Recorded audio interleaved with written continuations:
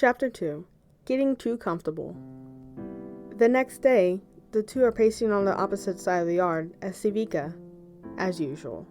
So I told Powder the reason why I didn't have a boyfriend was because I would only date someone who cooks.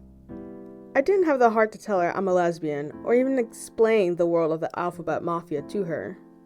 Caitlin quietly giggles into her hand, then returns with a story of her own.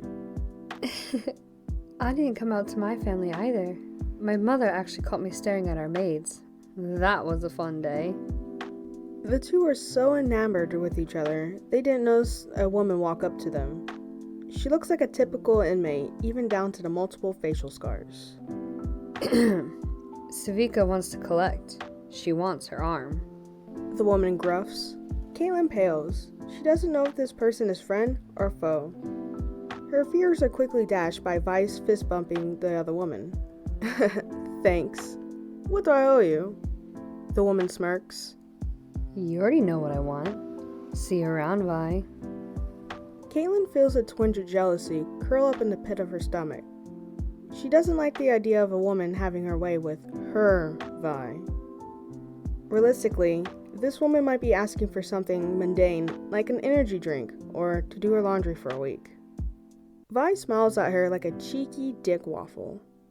Is Cupcaking jealous that I'm giving favors to other women? What happened to pretending to be my jail wife? Caitlin can only glare at her cellmate. She knows Vi has caught her and is going to tease her no matter what she says at this point. Vi's sinister smile grows with the confirmation. Oh, you are jealous. You know, you could be my real sugar mama, Cupcake. All you have to do is say so. The redhead wiggles her eyebrows. Caitlin breaks her silence by lightly shoving Vi. Oh, quiet you, and stop calling me Cupcake. Aw, but you're so sweet to me. Vi gets on her tiptoes to wrap her arm around Caitlin's shoulders. Besides, you're my sugar mama. I'll do anything for you first. You come before any of these women, no matter what. The taller woman blushes. Vi knows just what to say to make her heart swoon over her. She is surprised how soft she acts around herself versus how angry she is around other people. So, not to end this great moment with you, but we have a problem on our hands. A Sevika-sized problem. Vi releases her partner and turns to see where their deadly problem is on the yard. Caitlin can see the woman is on the basketball court, leaning against one of the goals, staring right into her soul. On a scale from don't worry to we're fucked, where do we stand? The guards start the long process of herding the women back inside their cells, and Vi grabs her cellmate's hand. We should run. The two carefully navigate through the massive bodies, each one of them constantly looking for any sign of the other angriest bitch in the prison, but not seeing her. They both rush to their cell and slide the door closed, just in time for Sevika to slam her robotic arm against the door. She peers through the small glass window and smirks, knowing it's only a matter of time until she can get her revenge on Vi for taking her arm. She is going to destroy the only thing she loves in the world, her rich cellmate. We're boned. Vi hangs her head. Caitlin sits on Vi's bunk, crossing one leg over the other. Can we go after her first? The redhead grits her teeth at the thought of losing Caitlin. Not that she would ever admit it, but she's the only person who's come to have real feelings for her in the years she's been trapped in the prison. She needs to protect her at all costs. No, the aggressor of any fight gets more time added. I don't want to risk your freedom because of a stupid mistake I made. I'm never getting out of here, and I'm okay with that. Caitlin's eyes widen to the size of dinner plates. What do you mean? Are you here for life? The young Kierman has heard of the fabled lifers. From her knowledge of Piltovian law, the 25 to life sentence is held for those who commit the most heinous crimes. She can't see Vi do anything worse than getting into a fist fight with an enforcer. For fuck's sake, she was sentenced to an adult prison as a teen. Vi, what did you do? Caitlin practically begs. She needs to know who Vi really is. The redhead slowly takes a seat next to her cellmate. She isn't ready to let her shoulder her burden, but she can't keep this from Caitlin any longer. Please believe me when I say I'm innocent. Vi starts slowly. She stares at the blank wall in front of her. I was adopted by a man named Vander Brewster. He owns a bar in Zon.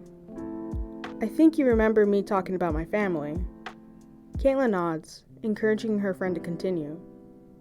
I was delivering a case of wine he brewed for his brother on the other side of town. She takes a deep breath.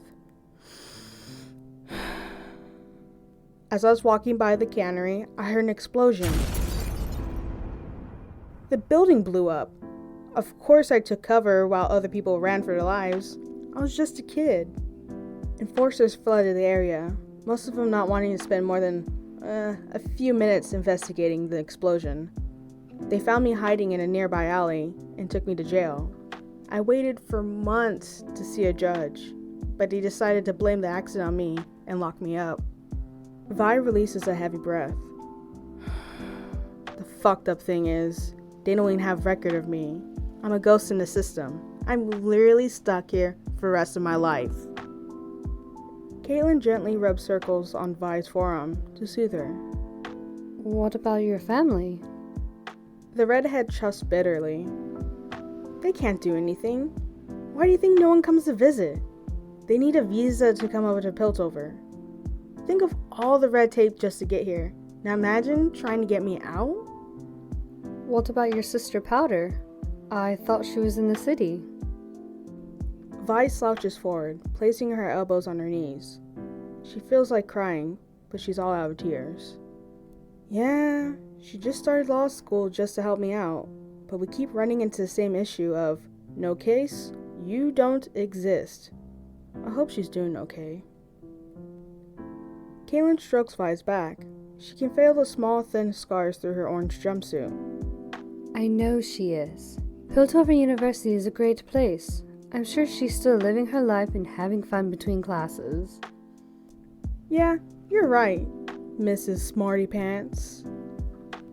Vi moves from the bed to the small table.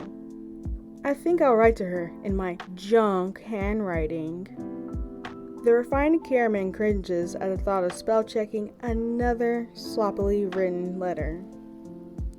My offer still stands. I would love to teach you better penmanship. Nah, I love watching you squirm at the way I hold a pen. Caitlin returns to her bunk and continues to read her law book, until a hand reaches up to grab her hanging foot, causing her to scream.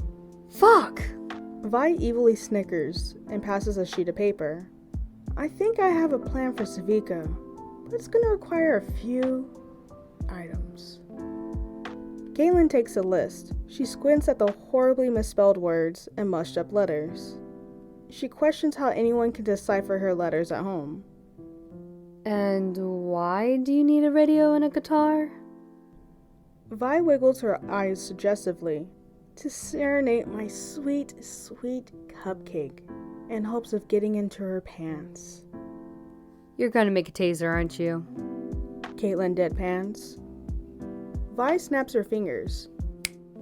Damn, am I really that predictable now? After leaving a stress-filled dinner, the Kierman once again gets the guard to succumb to her wealthy influence. The guard promises the items on the list will be delivered in the morning.